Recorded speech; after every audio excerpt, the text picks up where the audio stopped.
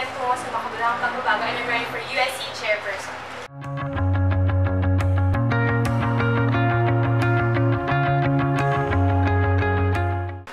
Una sa mga pinakamalaking problema na kinakaharap natin mga UP students ay syempre ang STS. Dito sa issue na to ay nagkakaroon ng mga problema sa pag-enroll sa enrollment natin.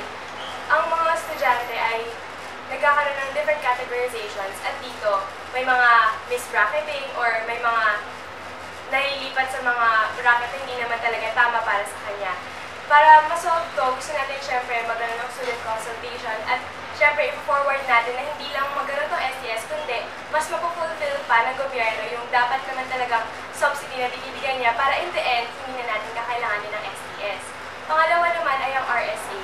Dito, ang unang batch na magkakaroon ng RSA ay graduate na ngayong 2015. Kaya naman, dapat natin tugunan at yung mga provisions na hindi nagbibigay ng freedom para sa mga estudyante ay mabago o mabigyan ng mas maayos na lunas. And pangatlo, dun pala sa RSA, nagkaroon tayo ng sa BQCPM ng RRSAA or Reform RSA Alliance kung saan inakit natin yung mga issues ng students papunta sa atin.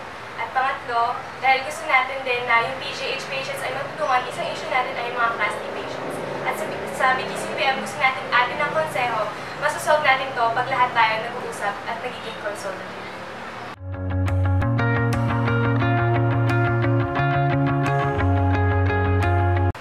Sa nakalipas na 5 taon ni Pangulong Aquino, nagkaroon ng madaming mga aksidente, mga issue, mga problema ang mga tao sa kanya. At huhusgahan natin ang mga issue na to sa kung paano siya nag-respond sa atin.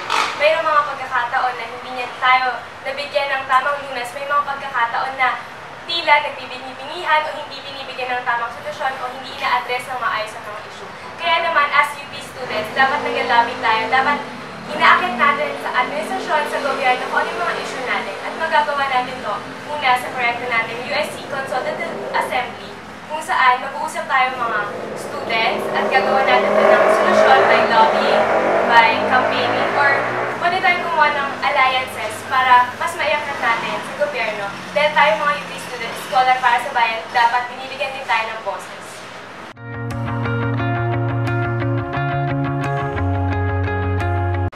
As the highest representative body of all the UP students in UP Manila, dapat lang na ang USC natin ay nagiging maayos at hindi tayo magsisettle sa mediocre, hindi tayo magsisettle sa anything less than we deserve.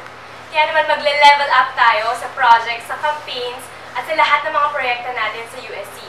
At dito sa pagle-level up natin, sisiguraduhin natin na students ang mauuna, students ang pakikinggan dahil sa USC, sa amin sa Bidkit,